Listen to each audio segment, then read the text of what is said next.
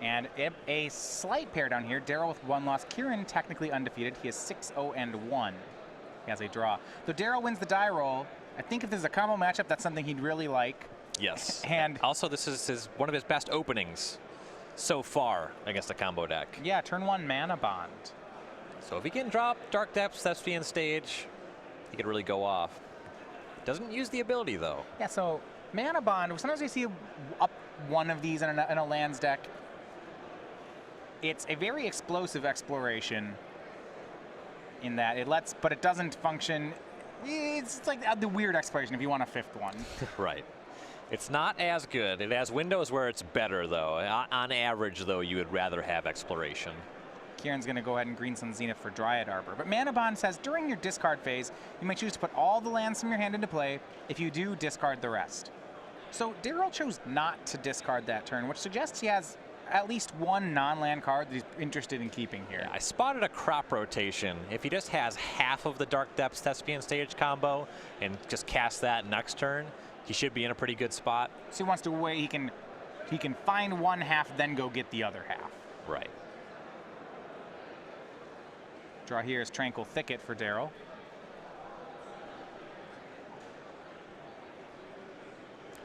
Leading on that instead of something like a gamble, really something you'd say against a control deck speaks to which one he'd like to make sure he resolves. Tranquil Thicket tapped, then he's going to gamble. It's interesting, a lot of times you don't see the lands players actually put the Tranquil Thicket into play. Yeah. But he didn't want to discard it, so that's why he would play it before the gamble. Yeah, it must be light on lands, which does not mesh particularly well with Mana Bond. Yeah. See what he's up to.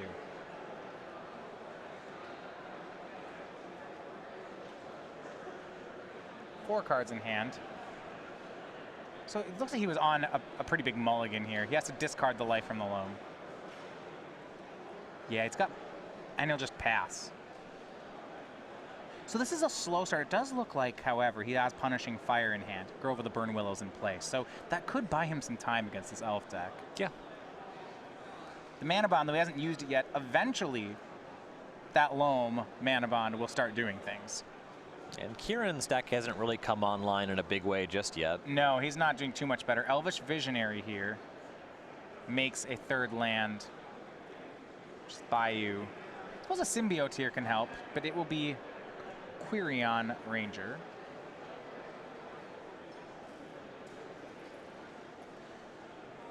Yeah, that one quite a bit worse. Does let him make additional mana, can untap, bounce a land to untap a creature, and that Dryad Arbor serves as both. Daryl will dredge Loam. Finds Dark Depths and Wasteland. And I do like Wasteland here, though Quirion Ranger can protect any of Kieran's lands from Wasteland. Right, yeah, the ability to return a forest makes that not the most exciting. Does have Punishing Fire, so he could go for that Quirion Ranger right now. Wouldn't be able to do that and cast Loam on the same turn just yet. Yeah, putting the Wasteland into play will stop Kieran from using the Quirion Ranger ability to untap the Dryad Arbor. Daryl can Wasteland that in response. Though that not the most impactful ability. Yeah, it's slow and all of that. The way Kieran's set up, I don't know that Daryl, that slow is something he can do. Kieran's got the kind of hand that next turn could just really come out of the gates. Yes. Bazooka Bog will hit the fetch land in Kieran's graveyard. Glimpse of Nature, or theoretically Natural Order into Crater of Behemoth, could be very big on this turn. Yeah. And still, Daryl has not used the Mana Bond. By not casting Loam, he's pretty committed to this Punishing Fire on this turn.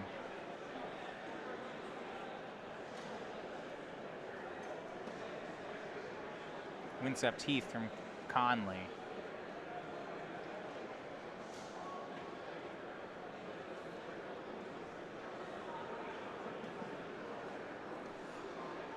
And as you have seen in recent years, this is a 2 Dryad Arbor build. So that fetch land does represent the 2nd Dryad Arbor. Yeah, okay, the 2 copies there.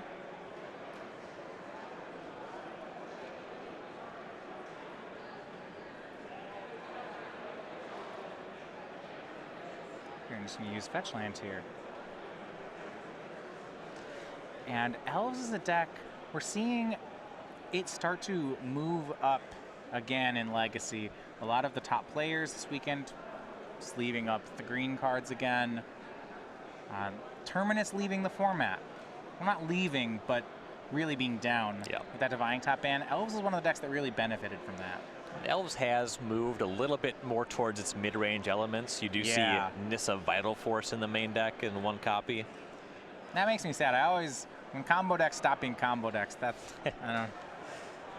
It still has a bunch of combo stuff. We're still on 4 Glimpse and 3 Natural Order. Here's Natural Order from Kieran. I remember back when I had played this, it was the you try to draw your whole deck in one turn and win that way. You know, you play Mirror Entity and then do cool things. And now you just like kill your opponent by drawing cards. That's the way to do it. Like 2 per turn. And he's a Natural Order for Rurik Thar.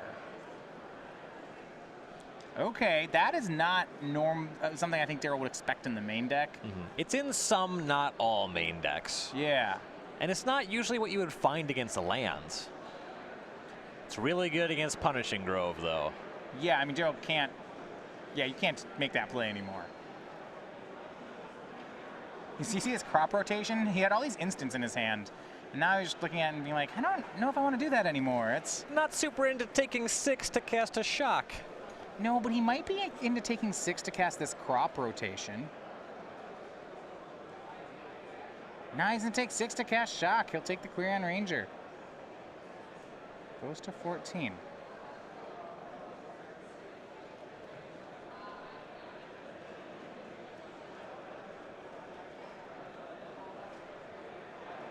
And Kieran will say go. So Daryl down to 13 on that. 6 from the Rurik Thar, 1 from the Visionary. So there's ways to deal with Rurik Thar. The problem is if you Maze of Ithit, that doesn't really solve the problem. Right. It's kind of on finding the fastest possible way to set up Merit Lage and hope it's good enough. Well, if you don't get very many loams here. I mean, he can crop rotate and loam and then go to 1 and lose. That's not any better. He'll take 6 off crop rotation, go to 7. If he finds Glacial Chasm that lets him cast some more spells. Okay. That's what he's going to do. Good call.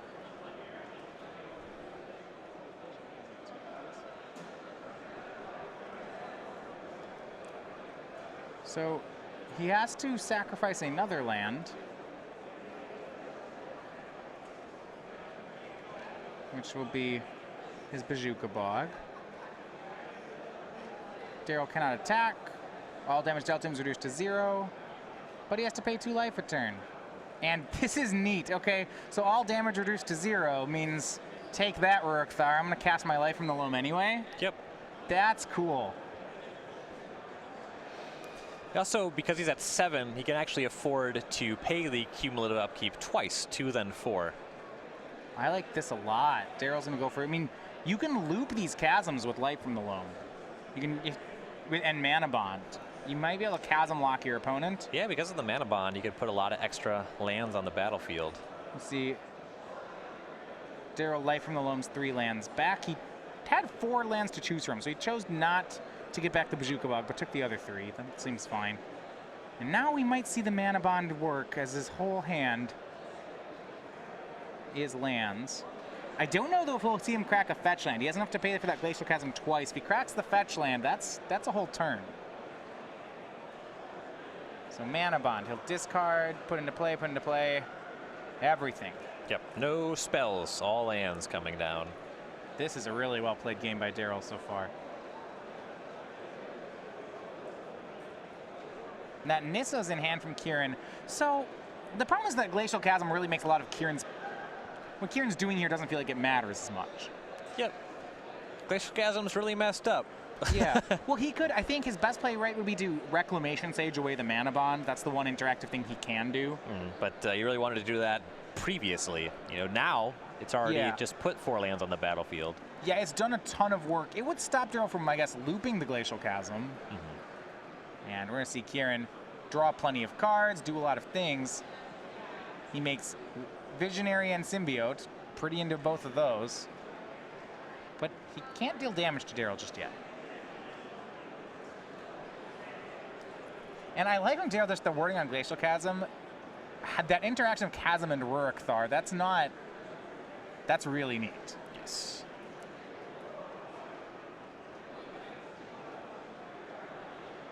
An extra card drawn by Kieran, but he just has to pass. Daryl has to decide, is he going to pay 2 life now? Is he going to let the Chasm go? We'll go down to 5. He'll keep it in play for 1 more turn here. It feels like he just wants to be dredging alone, like he is in control. Just needs to find Thespian stage from here. Yeah, he could even go for the older kill, where you kind of punishing fire your opponent some, and then play a Tabernacle, and then eventually they lose all their things. Yeah, might have more than one avenue to victory. See, mills over 2 more lands, including a 2nd Wasteland. Not interested in Wastelands just yet, though. You seem tapping the first one for mana. 3 lands set up for him to loam back.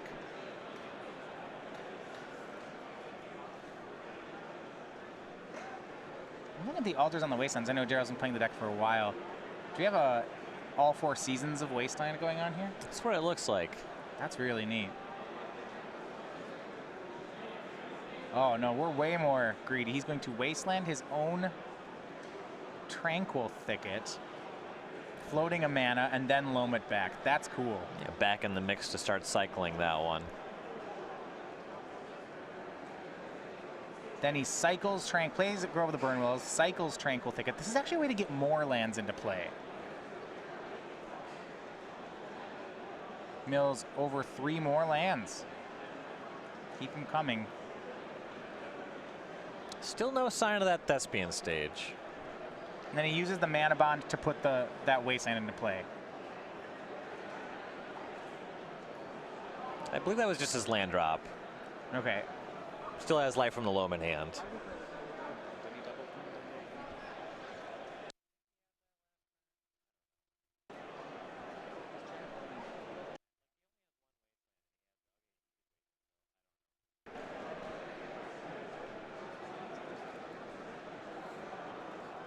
Miss a vital force here from Kieran.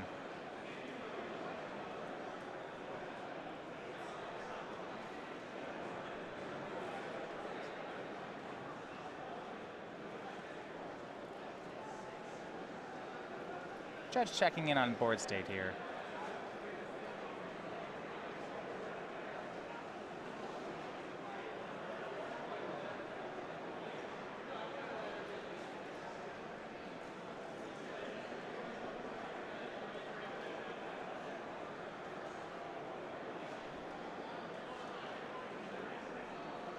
All right. Looks like there was a short judge call here. So while they sort that out, we're going to go ahead and bring you back to the booth. Right now, game 1 of Daryl Ayers versus Kieran Conley. And what looked like a really tough start for Daryl has turned into, well, pretty interesting game. He's trying to maintain this Glacial Chasm lock. Yep.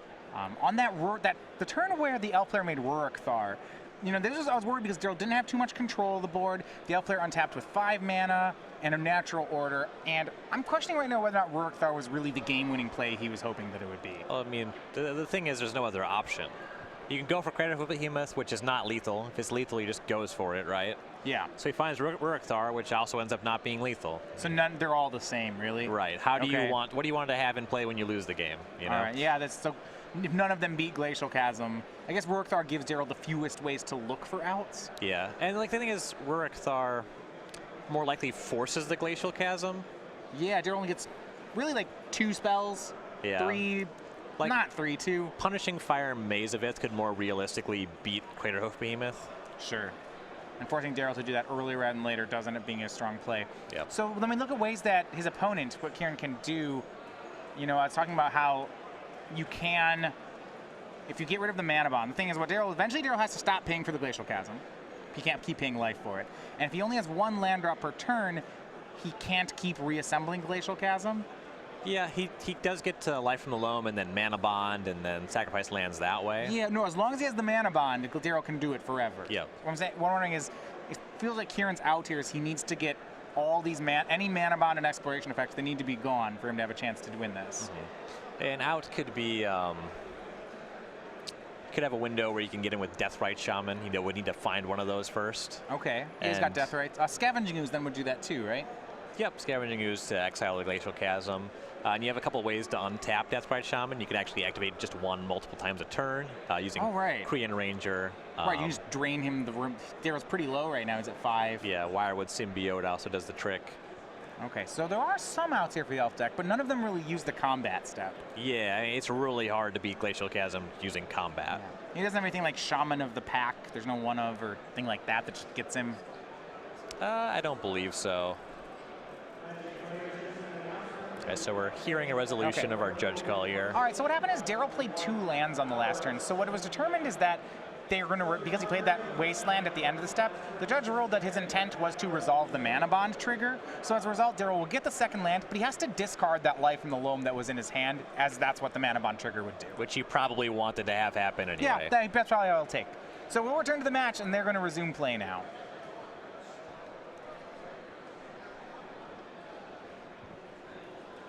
So before we had Daryl with loam, you see it now sitting on top of his graveyard. Otherwise, the board is the same as when we left.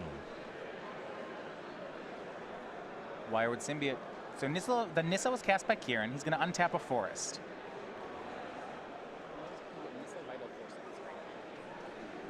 Mentioned this one of his elves continues to get more mid-ranging.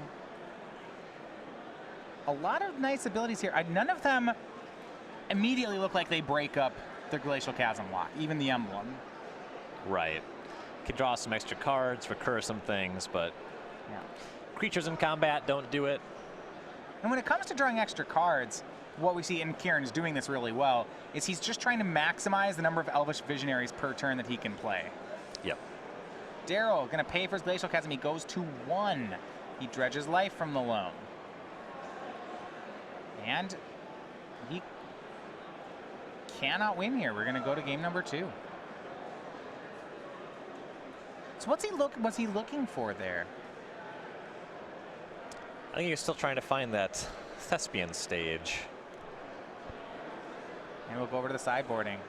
So game 1 goes over to Kieran Conley playing Elves. Start with Daryl's sideboard. 4 Sphere of Resistance, 3 Krosan Grip, 2 Thorn of Amethyst, 2 Tireless Tracker, an Emrakul the Aeon's Torn. That's a new one in the sideboard for him. A Chalice of the Void, a Ancient Grudge, and a Dryad Arbor. You got to figure by the composition here, Daryl figures this matchup to be pretty positive for him. Not a lot that matters. He can bring in Chalice of the Void and it's fine. Not really into these other cards. You potentially Sphere of Resistance. Thorn of Amethyst is pretty bad because it doesn't tax creatures. Yeah, I'm wondering is the Emrakul just whether it's a hedge against the Show and Tell decks or whether it's doing more in the deck right now. It's a question for Daryl. Yeah, it's, that you could say, hey, this is against, it helps you manage your library or your late game or your graveyard, or it could just be a Show and Tell thing. We'll have to ask him more about that one. That's new and pretty interesting. Yeah. On Kieran's side, 3 Abrupt Decay, 2 Blood Moon, 2 Mindbreak Trap, 2 Cabal Therapy, 2 Surgical Extraction, the 4th Natural Order, a 2nd Reclamation Sage, a Null Rod, and a Progenitus. There's a lot to like in Kieran's sideboard. Yeah, you have a few ways that you could fight over exploration effects in here. Certainly more into Reclamation Sage than I am into Abrupt Decay, but Sage is pretty good. Blood Moon is pretty fancy against lands, especially in a matchup where the lands player is not necessarily going to expect it. Do remember that Blood Moon ruling recently changed, so if the lands player plays at Dark Depths when you control a Blood Moon, it has 0 counters, and if they Krosan Grip you, you're just in trouble. Yeah, so what it means is that the Dark Depths was, it enters with no counters. If you blow up the Blood Moon, Daryl immediately gets Merit Lage. Yeah. Though the Surgical Extractions are quite nice here. Yeah, I like the Surgicals, I like the Blood Moons. Nat Reclamation Sage is fine. And that Progenitus is okay here. It's not, I don't actually, well, it can't get Maze of Ith. It doesn't get around Glacial Chasm. And I think that the Elves deck goes wide enough where Maze of Ith isn't really a problem for you in most of the games.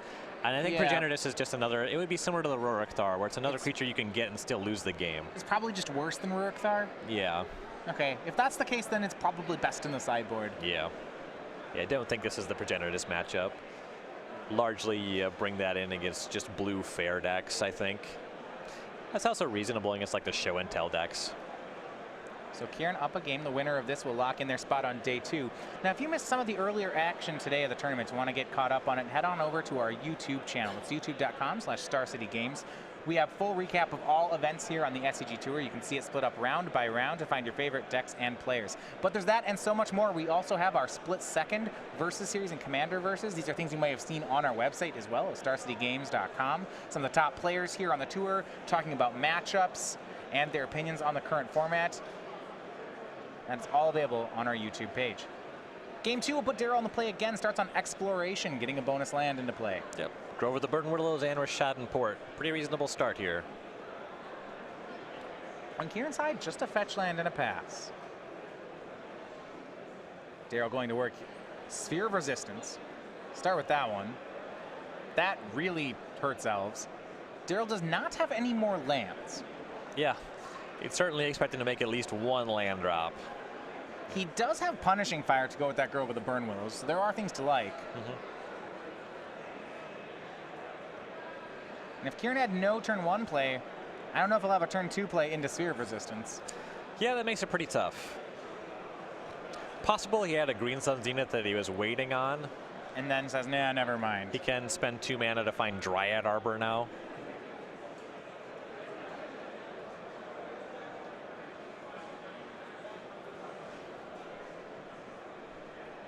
Goes down to 19 here, cracking both fetch lands.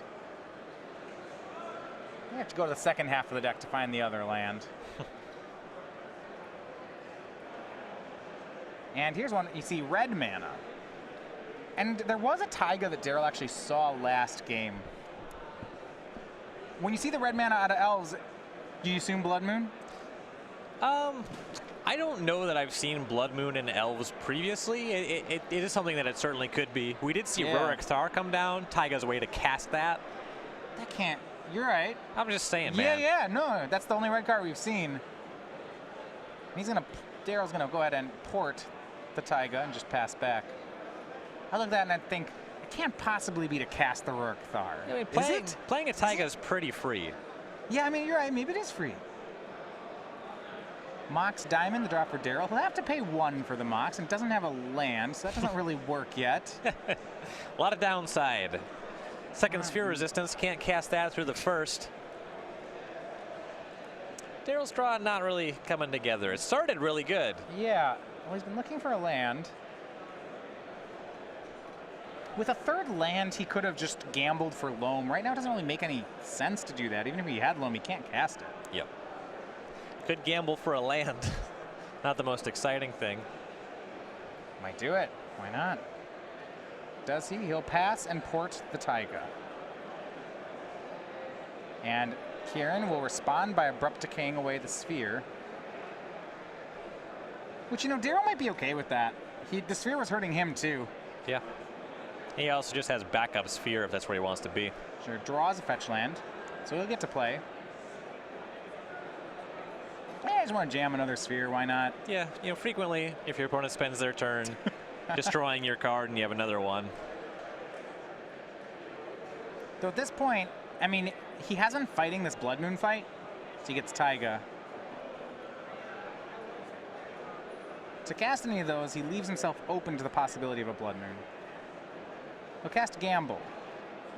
I'd imagine we're looking for life from the Loam right about now, and we are. Yep, most commonly. So in the situation where Daryl has onboard exploration and just can't draw lands, Loam seems like it'd fix that real fast. Oh yeah. You would like to just discard that.